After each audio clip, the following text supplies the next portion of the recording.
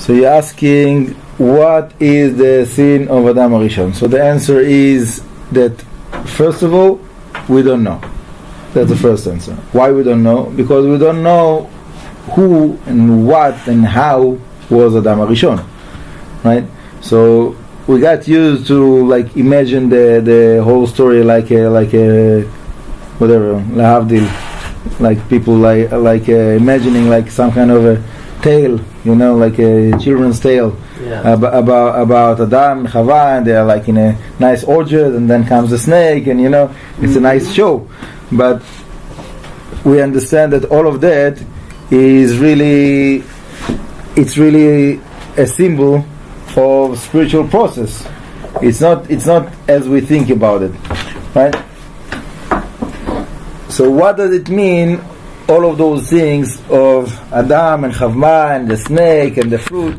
When we're speaking about spiritual, we're speaking about spiritual essence.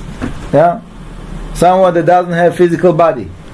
You know, people like to speak about there's a midrash in Masechet Shabbat that it's also brought down in Zohar that Nahash had like relationship with Chava, but again, what does it mean?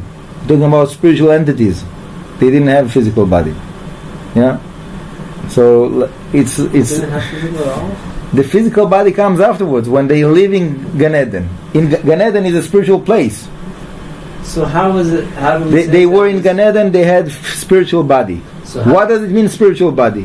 We don't know. And how do we say that the Adam was forbidden to eat from the tree and Chava was forbidden to touch the tree? No. Again. The story is that Hashem put Adam and Chava with the two trees, Etz Chaim and Etz Hadat, and the snake, made this whole setup, and told Adam, don't eat from the tree. Yeah? Adam, according to what we learn about that from the sages, we don't have it written in the Pasuk. We know in the Pasuk that Chava told the snake that Hashem told them, don't touch the tree. Okay? So they explained that she heard it from Adam. Adam told her that Hashem said, don't touch the tree. But what the prohibition was to eat from the tree. For Adam, for Chava. For both. Yeah. Adam told Chava not to touch. So he added the chumrah. So they say from this, like, to learn not to add, because if you add like stringencies that you don't have source for, so like you might lose a lot. We couldn't get that around the water. Okay, that's a question. Anyhow, that's the way they explain it. And once again, what is that tree? What does it mean to eat from the tree? We don't know. Okay, so it seems from like few sources in the, like I said, in the Maraim Masechet Shabbat, and also the Zohar that speaks about that there was something to do with like sexual relationship over there. But once again, what does it mean, sexual relationship with there's no physical body?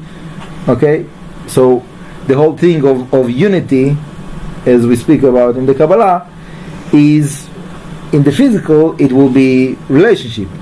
In the spiritual, it's connecting to spiritual entities to be one.